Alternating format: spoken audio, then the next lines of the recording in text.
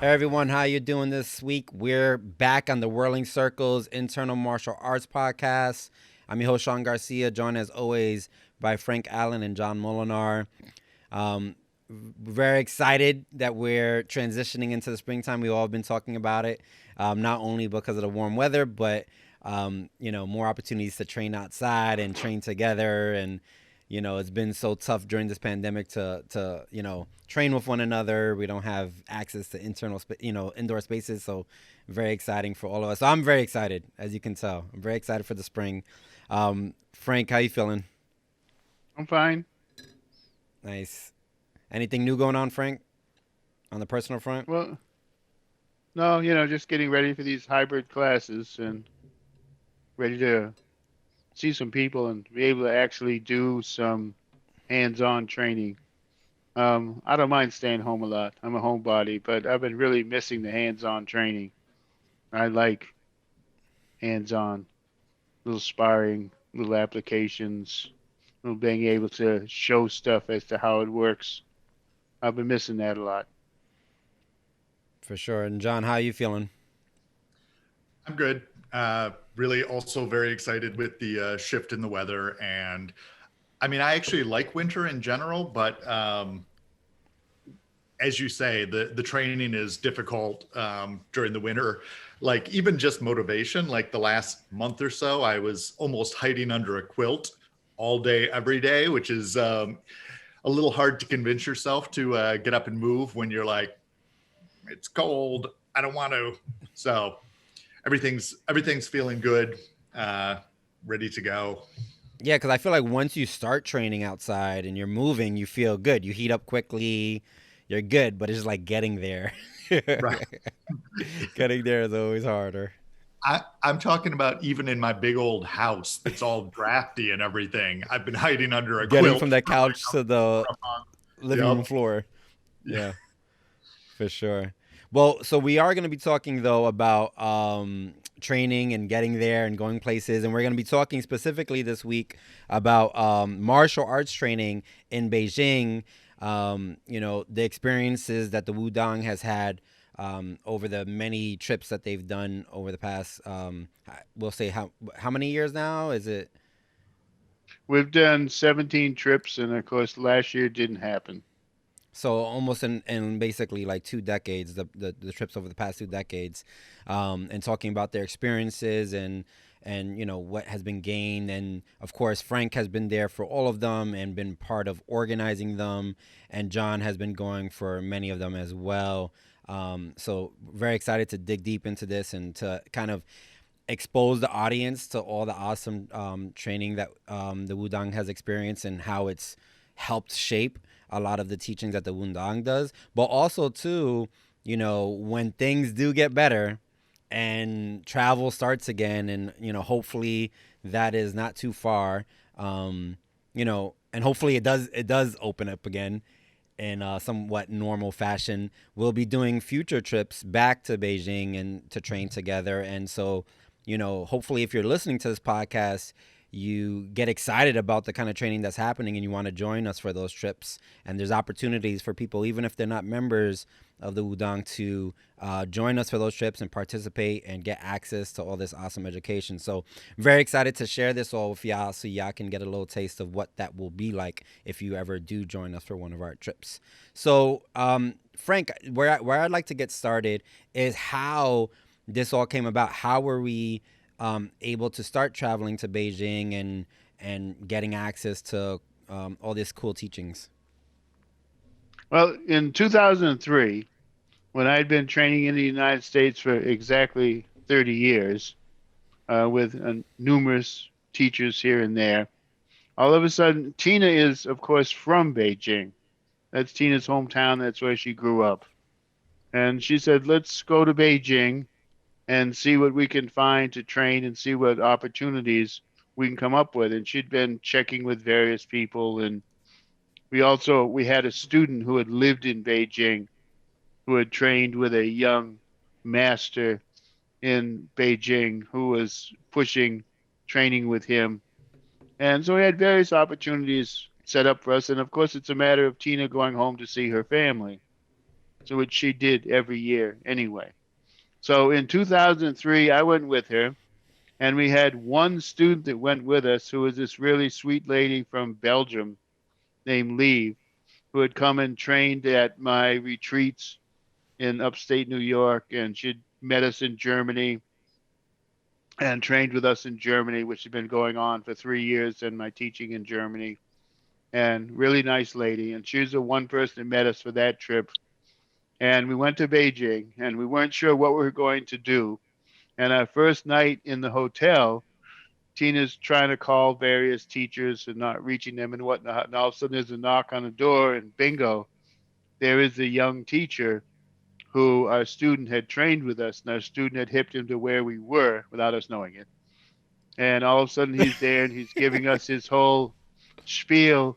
And we're new and whatnot to the training thing. Tina, of course, is his hometown, but the training thing was all new for her. She had trained with one teacher, I think, maybe two teachers since she'd been going back on her own and started training with me. She had trained with one of Lizzie Ming's Bagua people, who was really hardcore. I mean, she walked around for hours doing static posture walking, and he explained that how his students did that for the first 3 years before he would teach them any palm changes. But he had another martial arts system they could teach them so they could learn to fight at the same time. But as far as the Mm. Bagua went, that's the way he did it. And she just wanted to do Bagua, so that's all she got to do with him.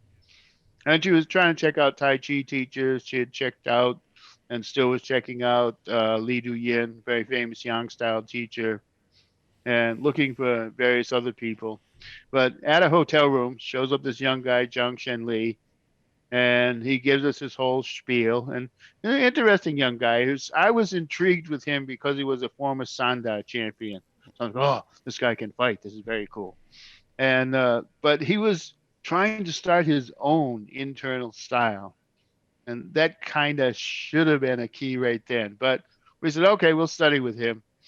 And later in the week, some of the other people she'd been calling got back to her, and it's like, gee, we're sorry, we're already studying with this other guy, and it was really kind of too bad. But he was Johnny on the spot and got there. We started training with him a couple of times a day in Ertan, Temple of the Sun Park. And it was also a very tricky year for weather. It was December, and it was warm. I mean, we were going to the park. We were taking off our jackets and stripping down to a sweatshirt or occasionally a T-shirt to train in the park. And we were working on his Bagua, which seemed pretty complex. And we actually did his 8 palm changes, which are ridiculously complex. And in fact, later we discovered that his creating his own style was looking for the fanciest techniques he could find from his study with numerous teachers.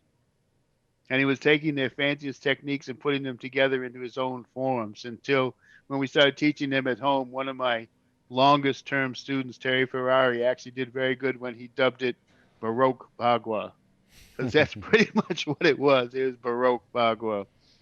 But we did that for him, and we were training in the park, and Tina was going off on her own.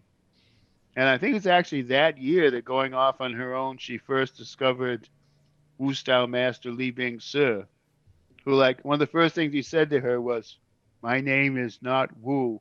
And she's like, "Yeah, I know your name's not Wu, but I know your reputation. I'm not worried about it. I'm not looking for you to be a Wu." And because he was a number one Wu style guy in Beijing, and So that for was our those who don't first know, year. too, Tina, I just realized Tina. They might not know that Tina is our other head instructor and your partner, and so just for the people who are wondering who Tina is, we keep referring to Tina. I know we talk about it in other episodes, but if you're a new listener, that's who Tina is. Yeah, none of this Beijing stuff would have ever happened without Tina, and it would have been wasted without Tina because none of them speak English. And interesting enough, when you get a translator, we've discovered you have to have a translator that knows the language and the arts. Right. People that try and go off and get a translator for some private lessons or whatnot, and they get just a pure translator. Everybody gets confused. The students get confused. The translator gets confused. The teacher gets confused because you have to know the terminology of the martial arts as well as the language. Well, also But too, at there's first, probably some things that are not commonly said that are said in martial. Like for instance, we did the same when we were trying to translate some of our fitness classes into Spanish. We were realizing that even though we were Spanish speakers, we didn't know how to describe, like some of these techniques in Spanish. We're like, crawl on the floor, like we're trying to figure out the translation of a bear crawl. There is no translation, so I feel like there's a lot lost there because there's very specific terminology that you might have in a martial art, and just a pure translator is going to lose it. yeah, that's exactly what I was talking about. So that was our first year. It was interesting. We got this really fancy 8 palm changes, and we came home and taught them and made a DVD and whatnot. And the next year we went back, and for Tina knew the weather was could be all over the place. I was like, wait a minute. Last year we were training in t-shirts. This year there's snow all over the place. You can't even go to the park. It's covered in snow. And the teacher had a friend who was a taekwondo teacher. I think he had actually studied some taekwondo as well as everything else. And so they put us in the taekwondo school and we started training. And he was teaching a sword form, which was, it's the only sword form I've ever seen that was more difficult than the Wu style sword form. It was ridiculous. I mean, it was so difficult that even Tina didn't get it. The only person that got this sword form was the guy who was with us, been studying with us for a while, who was a drama professor who specialized in stage combat. Mm. So memorizing sword moves is what he'd been doing for the last 25 years or so. So he picked it up and it was good. Interesting aside there, he may have picked it up, but there's one move that you actually do in Wu style where you lean back and you bring the sword across your face, except in Wu style it's at a reasonable speed. And with Zhang's, it was really quick. And he's doing it at one point and he banged himself in the eyebrow with the sword, not with the edge, with the flat. So it didn't cut, it split wide open like a boxing split. And I was amazed. Zhang himself, I must say, the teacher himself wasn't there. He was off. There were two of his assistants there. But we had two kung fu teachers and two taekwondo teachers standing there with their mouths open and their eyes wide, having no idea what was going on. And I had to step in and take care of this guy. No one else had any idea, ice it first because if it continues to swell, it's going to rip it open and make butterfly. I had to step in and take care of this guy with these four Asian masters there standing, having no idea what to do with it. Well, you have But some medical experience from back in the day, right? We talked about that in past episodes. yeah, yeah. I mean, I did physical therapy in the military, but most of this stuff was training with my fighters for 30 years. But so we train. Oh, I immediately said, I'm not doing this sword form. This is ridiculous. So I was getting a short Xingyi form. Myself and one other person said the same thing. We're off in the corner doing Xingyi. Well, everybody else was trying to absorb this sword form, which we came back and I taught the Xingyi form, and no one taught the sword form. And the teacher was not there all the time. It's like he had his assistants and whatnot working. He had this one little assistant that was from his village who was a really, really sweet, nice guy who liked hanging out with, who's also really, really good. But he wasn't there all the time either. And then between the second and third years, his student in New York set up for him to come to New York and do a demonstration at the.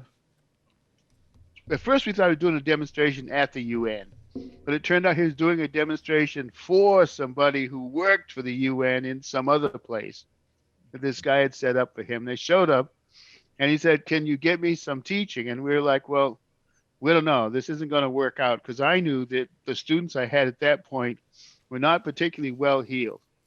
And if they spent a bunch of money studying with this guy, then they were like not going to show up for a month or two because that was their martial arts budget. Yeah. So I really didn't want too much to do with it. And Tina was saying, hemming and hawing. He said, "Look, I don't need to make any money at all.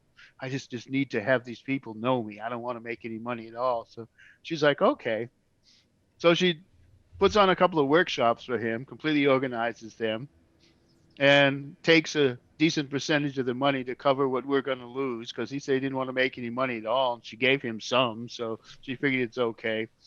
And his New York student proceeds to tell him, "Look, do you know how much money they made?"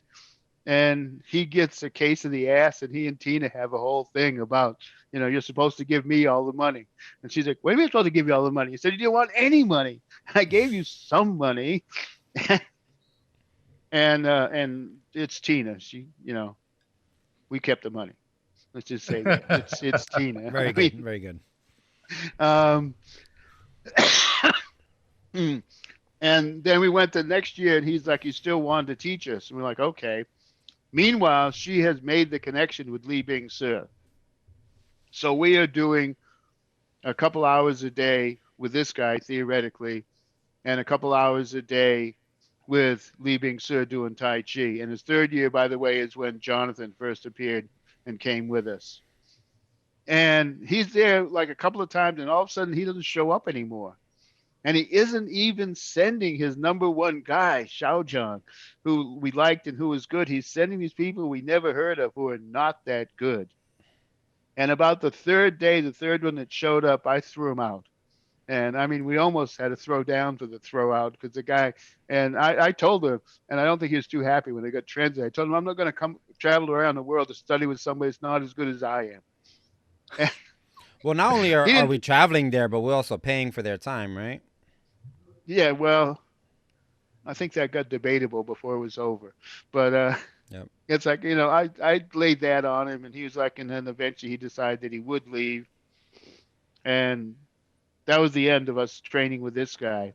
But so Tina went to Li Bing Su and said, the guy we're doing Bagua with just completely screwed us, and we need a new Bagua teacher. Do you have any ideas? He's like, oh, yes. My very close by friend the way. Yeah, by the way, my very close friend is the best Bagua teacher in the country. And I'm like, whoa, that'd be nice. And he hooked us up with Liu Jingru, who have been with ever since, like, I don't know, 14, 15 trips of Li Bince's school and Liu Jingru. And he's a great guy. He is the best Bagua guy in the country. And amazing sense of humor. He's got a huge ego, but it always comes across as funny. Like, we had just a few days left, and Tina said, "Can we learn your 8 palm changes in these few days?" And he said, "With my teaching, of course." But but then what he did was, each day at the beginning of the day, he would make sure that I had the palm changes from the day before. So he figured if no one else had it, I was the teacher, go home and I could teach people and it'd be fine. But if I had showed up without having those palm changes, we wouldn't have gone on. We wouldn't have been able to finish the set. And like when we reached the fourth palm change, it's like, oh, because that fourth palm change is, I don't know if you've gotten there yet, but it's a doozy. And luckily, the day after we did 3 and 4 was a sightseeing day, not a training day.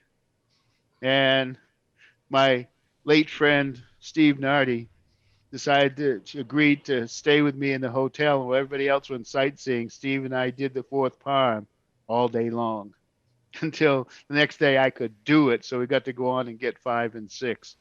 But thank God for Steve being willing to stay and work with me on that, because it really took the two of us. He was a really great guy who's truly missed. But that was our first experience with Liu Jingru.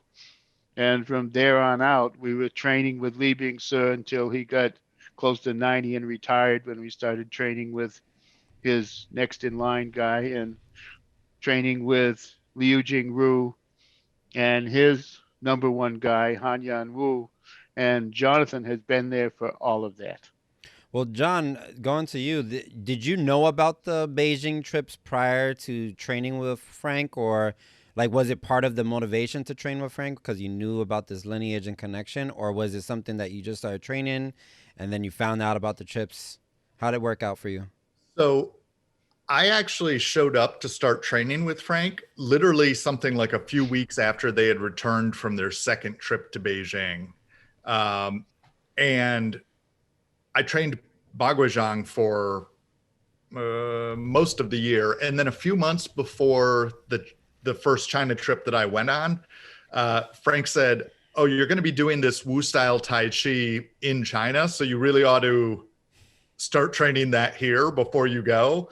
Uh, so the first trip that I went to China, actually, it's it's very good luck for me that I happened to actually start at the time when they had found the best teachers, and it's been the stable ever since. We've been training with the same lineages.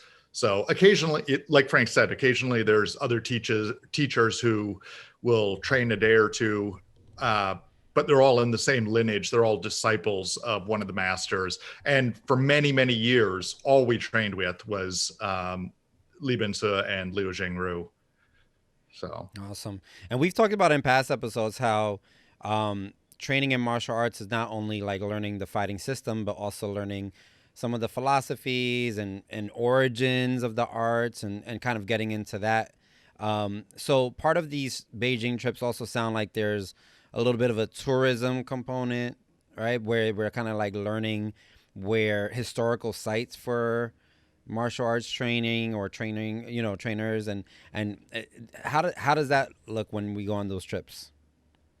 Well, we tend to take our people around to different places, and some of them we stumble into by accident, and some of them we take them specifically. And after training in Beijing, we sometimes travel around the country to go to specific places, some of them martial arts places, and some of them just historical places that we want to see. Liu Jingru is happy to tell us his version of various histories and whatnot for a while.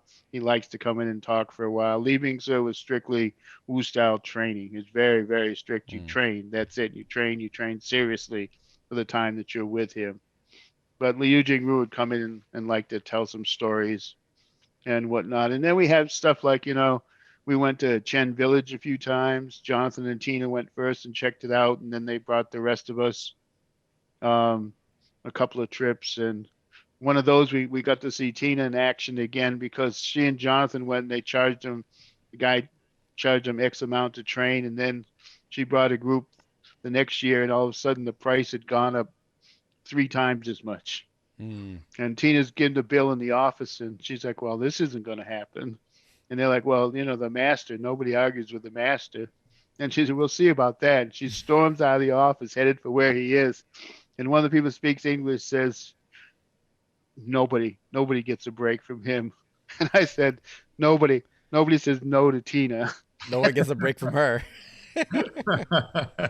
And sure enough, she was paying more than she and Jonathan paid, but paying about half of what they had asked for. Um, People tend to not say no to Tina, and thank God with that, because they were trying to charge us an arm and a leg for a lesson that was really pretty useless. It was horrible. She had known that a bunch of us didn't do Chen style and didn't want to do Chen style, so we asked them for their China locking, and they tried to show up and show us what tough guys they were with their China locking. It was that's the whole thing. They were charging us a lot of money for a lesson that was, well, not just a waste of time, a pure pain in the ass with what them trying to show off their egotism as to how tough they were with these locks. And Tina saved us. But we've also, as we know, we did a whole episode on Wudang Mountain. So you know all about us going to train at Wudang Mountain. And that was one of the best experiences we've had. And we continue to go back and do that. And probably the best thing that happened with this Chen Village thing is we did have a really nice guide who was a really sweet, nice guy who was from the village who lived there. And he took us to meet his mother, who was this woman in her 80s who was hilarious. And she lived in a little, almost hut type thing with no heat whatsoever and tin on the walls. And her her pictures for her artwork were old American advertising posters, really weird stuff. And yet she had made these Chinese New Year's, like, kind of long, greasy donut things that she insisted upon giving us, even though I know she didn't have that much. She didn't have much to eat herself. Of course, she was also interesting. We watched him buy a case of Baijiu to bring to her. If anybody that doesn't know, Baijiu is a traditional white liquor of China. And yeah, these donut things. Almost nobody liked them but me and Ollie. Ollie and I were like, yeah, these are good. She said, you want more? Yeah, we took a bag of them with us and actually ate them, where everybody else was like, I don't know. But she was tremendous. She's telling us the story of how she, and Tina's translating, but how she was 80 up on her roof fixing her roof because it's broken, and she slipped and fell down. She's showing us how I rolled down and fell down, and then she's telling us how she couldn't afford a doctor, so she laid in bed for 2.5 months. But then she got up, she felt fine, and she's fine again. She's dancing around, showing us how she's all fine and whatnot. She was one of the most amazing people I ever met in my life. And then on the way back from the village, her son says, well, there's this famous place here. It's Millionaire Kang's Mansions. Let's go see it. Like, yeah, what the hell? And it turned out there was this family that for two dynasties in the Republic, the Ming Dynasty, the Qing Dynasty, and the Republic, they were the richest family in the area. They controlled that section of the river and stopped all the boats that came through and charged them a toll to go past their area of the river, and stayed rich that way for that long, two dynasties in the Republic, until, of course, the People's Republic came along and said, so much for you rich guys, and threw them out and turned their mansion into a museum. But and the way up and the way back were really exciting because the guy didn't know that they were doing road work. So we were going on this thing. We had this little van with us in it, and we're doing these things where on one side you've got an inch between you and this massive piece of machinery that's like twice as tall as the van, and the other side you've got a sheer drop off. And that's about 2 inches away. And there's numerous places of that where we're driving along and like, and then when we get there, though, they showed us through Millionaire Kang's mansion, and they hit this little room where there's this little throne type thing. And he says, and this is where the Empress Dowager stayed for 6 months when she was traveling the country in 1901. And I was like, aha, when she had to leave Beijing after the Boxer Rebellion, because she'd played both ends against the middle and had to get out for a year and a half or so. But the head bodyguard for her on that trip was famous Bagua master Yin Fu, which means he was standing outside this room, guarding this room. We had kind of by mistake discovered this wonderful historical Bagua place. But one of the greatest Bagua masters in history stood guard over the Empress Dowager.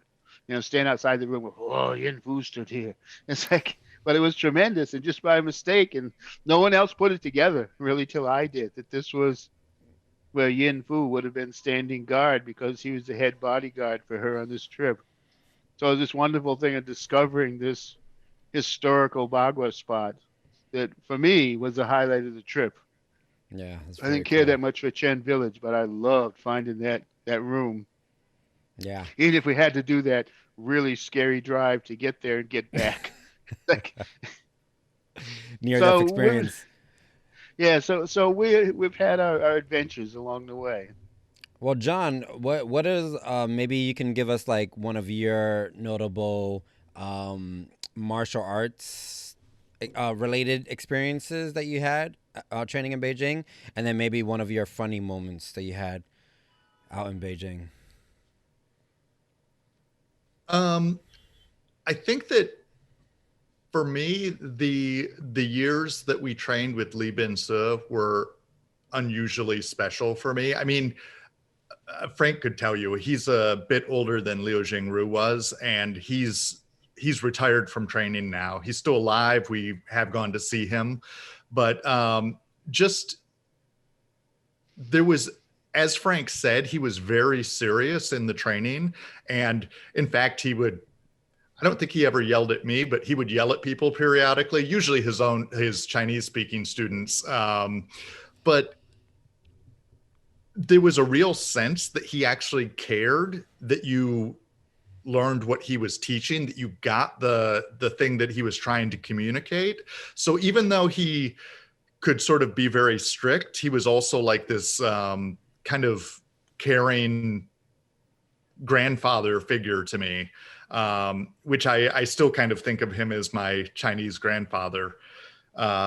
So any of the years training with him were tremendous. And I mean, we got to experience various things with him that were kind of amazing. Things where he would demonstrate in push hands unbalancing, and he could do it with an incredibly light touch. Now, I mean, I wasn't advanced in push hands at that point, but still, it's astonishing to have someone be able to touch one of your limbs with almost like they're just touching the hair of your arm type of light touch, and to be able to disrupt your balance.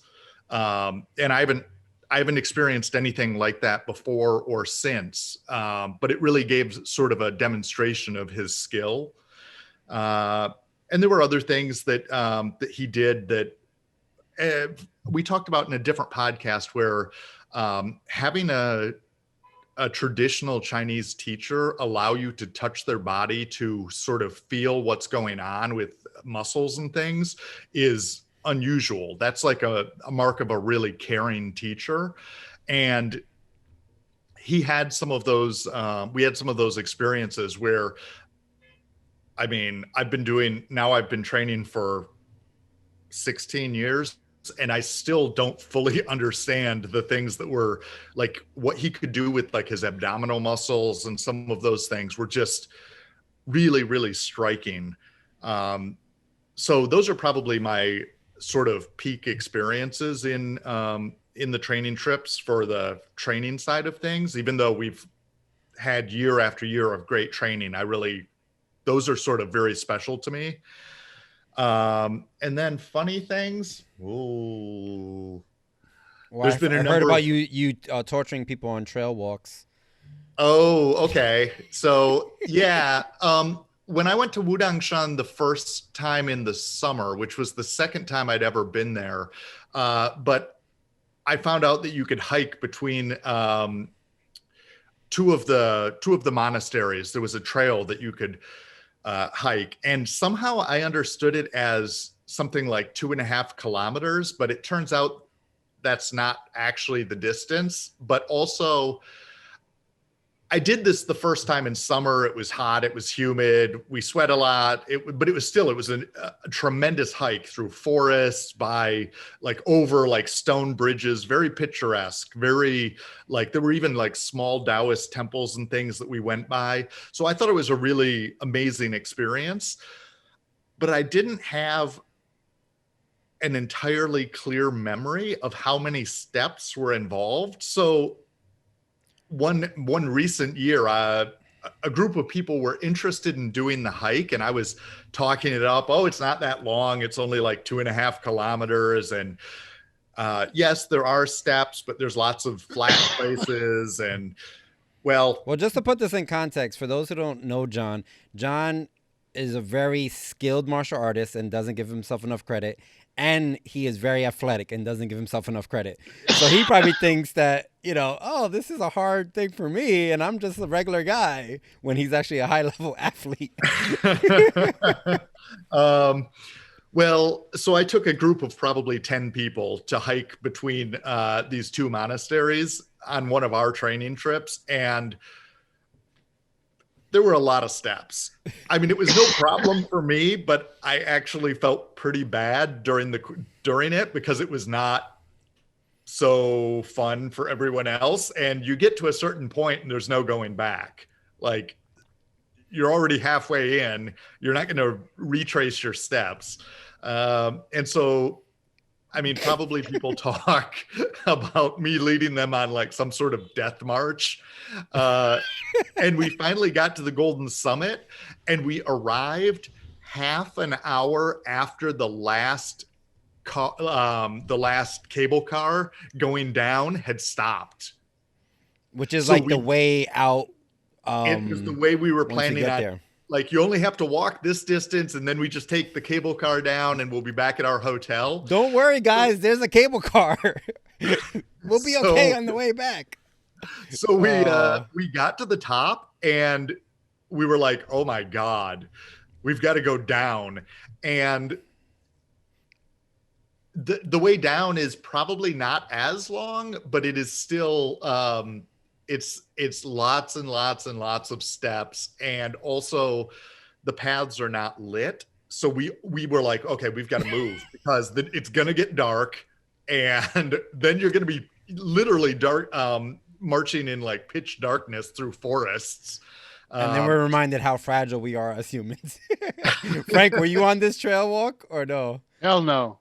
Hell no. Where were Frank, you There's no at? Frank, way I even consider it. I don't Frank do even that sees stuff. us there and he gets skeptical. So Yeah, next I time you hate go on a stairs. Beijing trip, is either go with a trail hike with John or go to the draft beer place with Frank.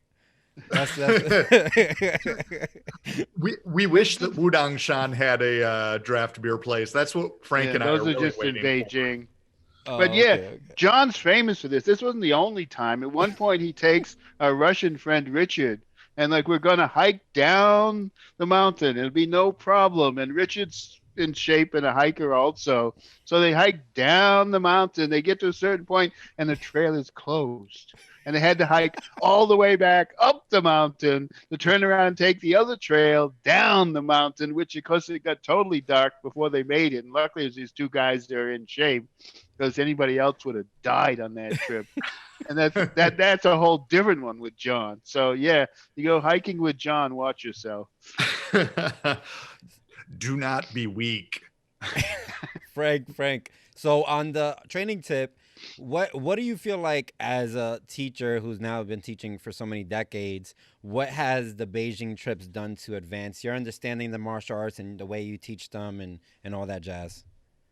Well, suddenly we're training with the traditional grandmasters. Tina has hooked us up with two of the very best in China, and then with even with their assistants are really really good. When Li Bingsi retired, this fellow Li Gunyen, who, like, the only complaint I have with him is he's just a few years younger than me and looks like he's about 20 years younger than me. But other than that, he's great.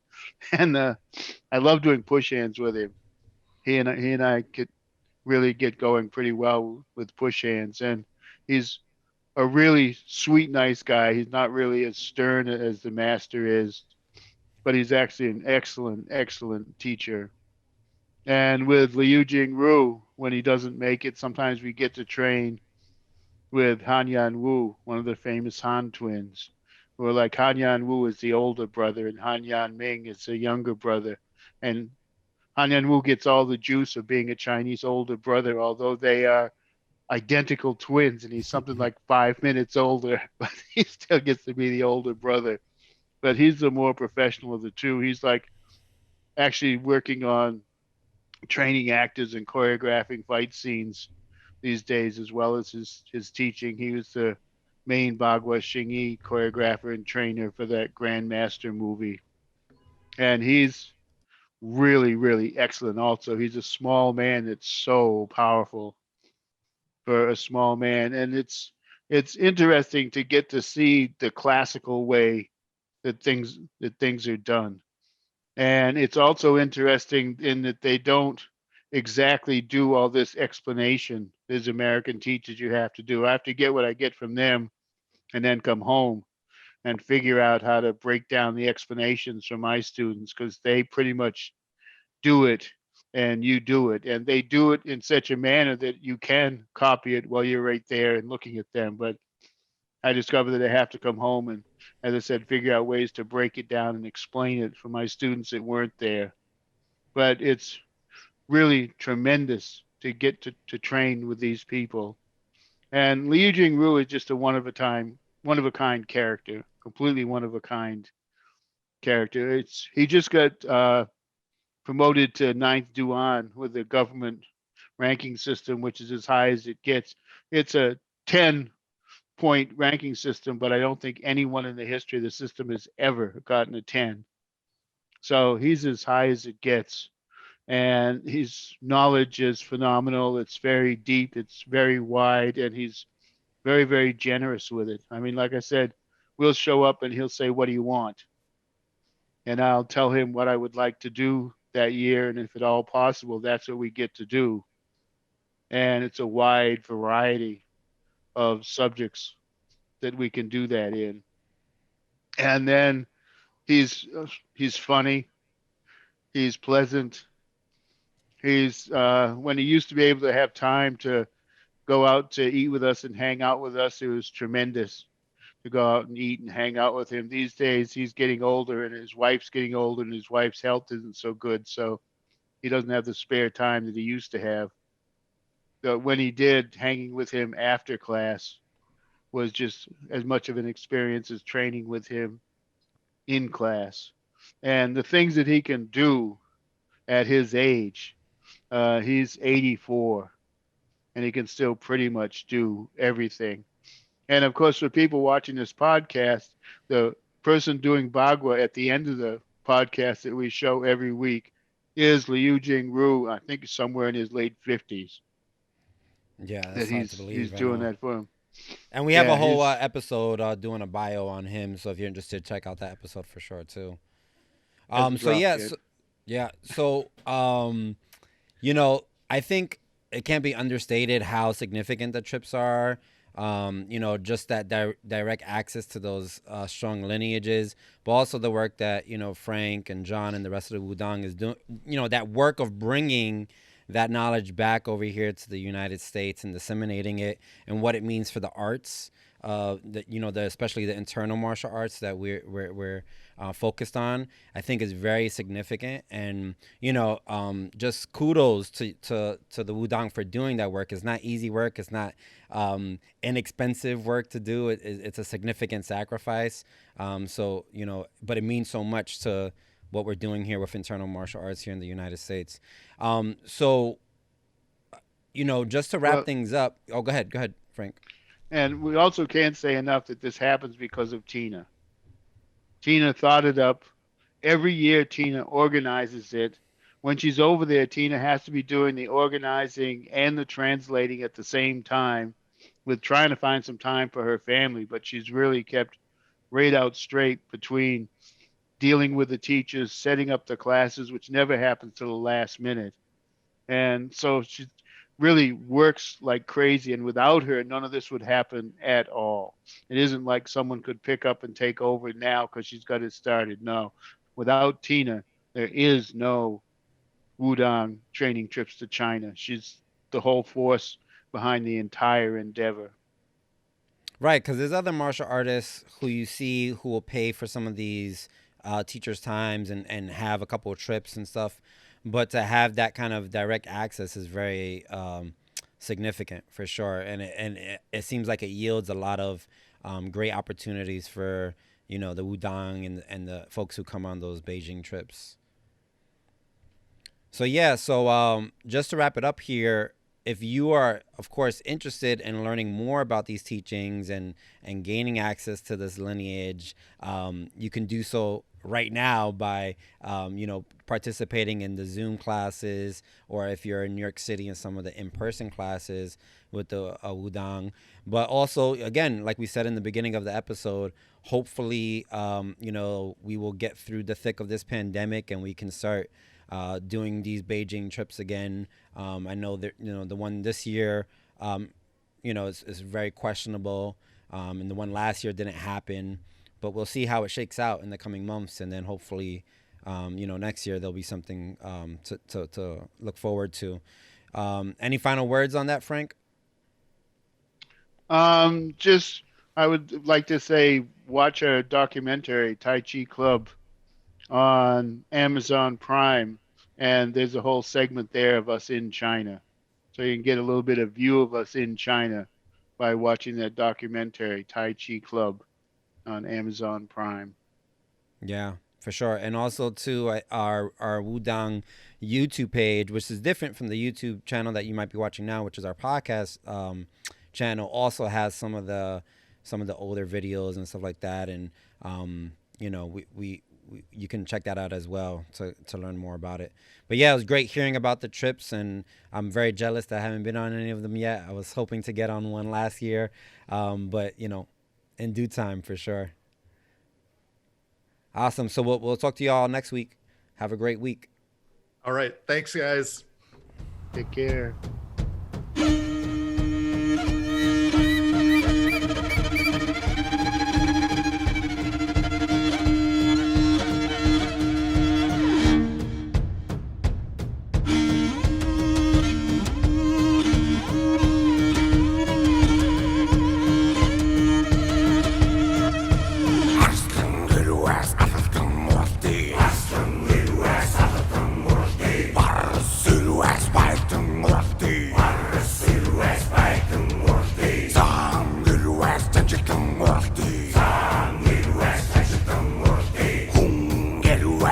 Morty.